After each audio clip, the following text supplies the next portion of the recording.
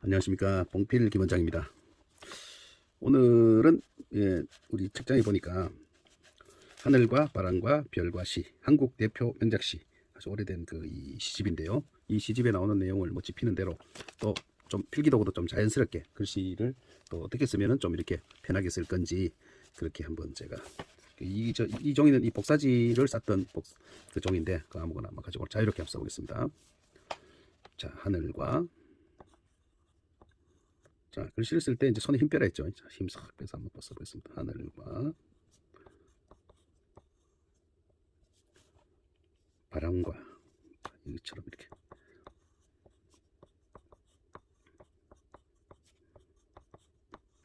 바람과 별과 시집 이름도 멋지네요. 예, 윤동주.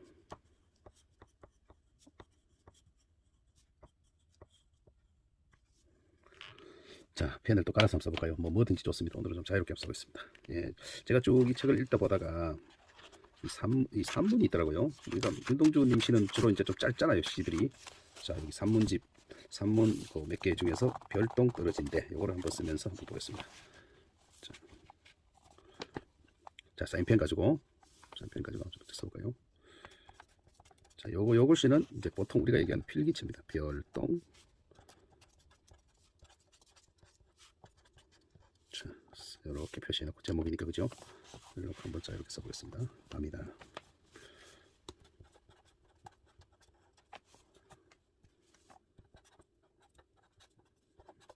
하늘은 푸르다. 네.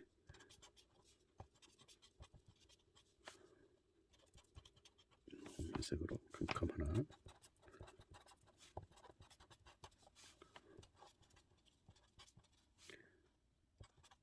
별들만은 또렷또렷 빛난다.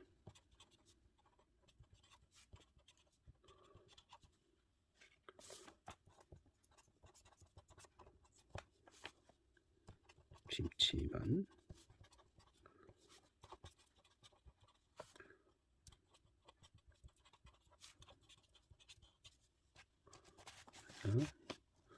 오싹 춥다. 자, 이걸 일단 해놓고, 아무래도 필법 위주로 하니까 이건 별 그렇게 의미를 두지 말고 이제 쓰는 법 위주로 제가 설명을 하겠습니다. 예, 그다음 이제 만년필 글씨로 또 해볼까요? 자, 만년필. 요즘 흔하게 이렇게 쓸 수 있는 만년필입니다. 자, 글씨를 쓰실 때 밤이다. 만년필로 한번 써볼까요? 자, 정자 한번 써보겠습니다. 자, 밤이다.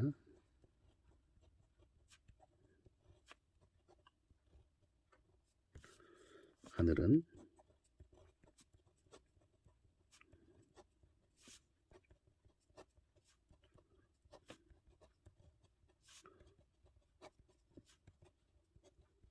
불다 못해.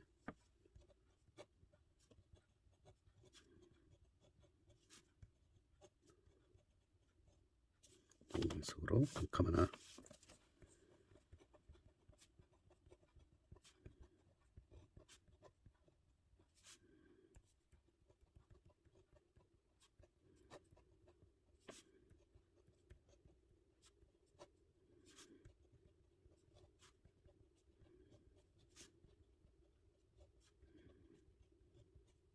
또렷또렷 빛난다.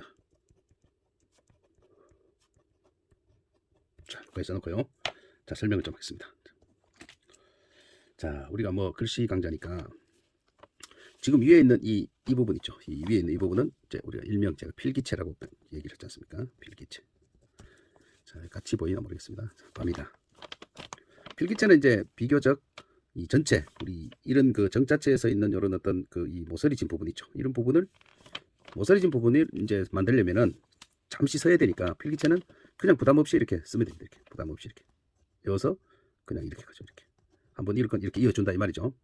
그러나 정자체는 이 정자체를 쓸 때 제일 중요한 게 뭐라 했습니까? 중앙선을 제가 잡으라고 했죠. 이렇게 중앙선 잡고 제가 그냥 그어보겠습니다. 대충 가운데다 이렇게 그어봤습니다. 이거 지금은 이거 줄도 없잖아요. 그냥 백지에다 그냥 이렇게 쓰는데, 정자는 중앙선을 잡되 정자라는 것은 반듯한 글씨다 보니까 글씨의 이제 자형을 꼭 알아야 된다 그랬죠. A 다시 A A 이랬잖아요. 자 그러면 여기 있는 첫 자음은 가운데서 딱 이렇게 걸치도록 가운데 위에 얹히도록 이렇게 요 정도 위치를 잡으면 되겠죠. 거기서 항상 요 모양이 나와야 돼요. 요 모양, 요 모양이 나. A형, A-형 글자는 항상 이렇게 왔을 때 이등변 삼각형이 이렇게 놓이도록. 이게 어려운 일 아니죠? 이렇게 놓이도록 하면 되잖아요.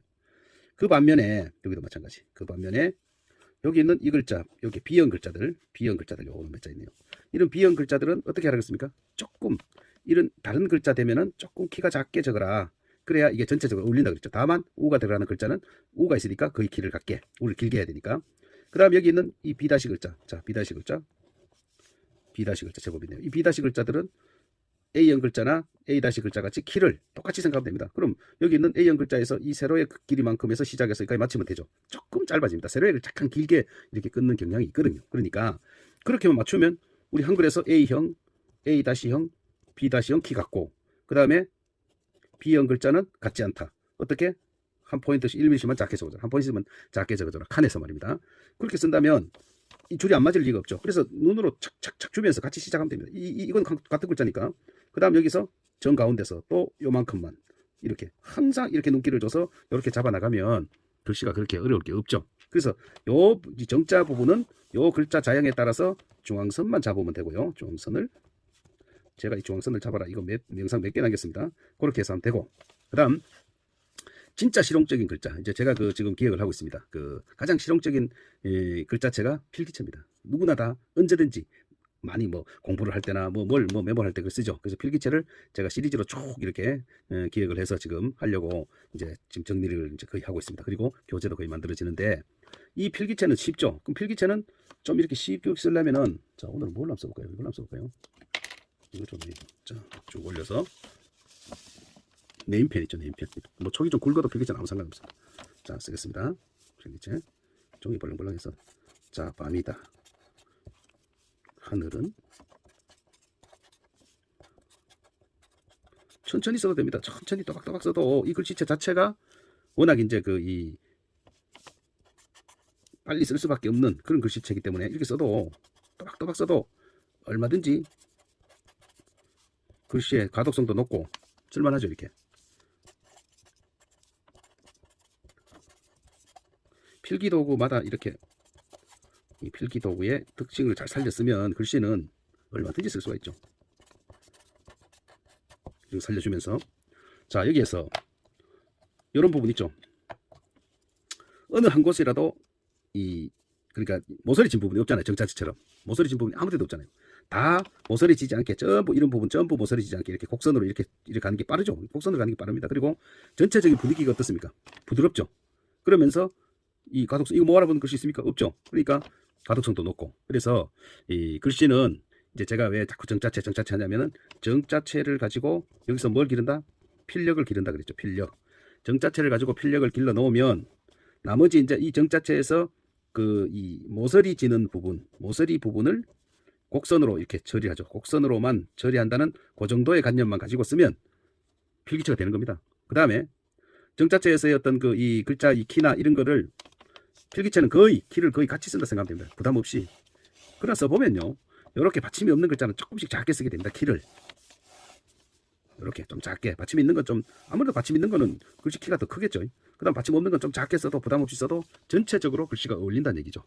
그래서 오늘 이렇게 좀 별 격식 없이 이렇게 하늘과 바람과 별과 시 윤동주 님의 이 시집에서 그 중에서 산문 별똥 떨어진데 그 한 구절 제일 첫 구절입니다. 제일 첫 구절인데 그 부분을 사인펜으로 이렇게 필기체로 써봤습니다. 사인펜 필기체로 다시 만년필로 정자체로 쓰고 다시 네임펜으로 이렇게 네임펜으로 필기체로 썼습니다. 그래서 앞으로 저 영상에서 제가 곧 이 필기체를 이렇게 쭉 영상을 시리즈로 제가 올리기 전에 필기체 위주로 오늘 설명을 좀 해봤습니다. 그래서 글씨는 기본 잡는 거 하고 그 다음에 획을 끌 수 있는 필력, 그 다음 완급, 장단, 강약 이런 것을 이렇게 그때 글씨 내용에 그 글씨 내용에 따라서 거기다 마음을 실어서 하면 결국 마음대로 글씨가 이제 만들어집니다. 첫째가 자신감, 그 다음에 기초적인 어떤 지식, 글씨에 대한 어떤 필법, 그 다음에 부단한 연습 이렇게 하면은 가능합니다. 제가 봉필기 원장이 끝까지 같이 하기로 하고 오늘 이렇게 두서없이 영상 하나 만들어 봤습니다. 네, 감사합니다.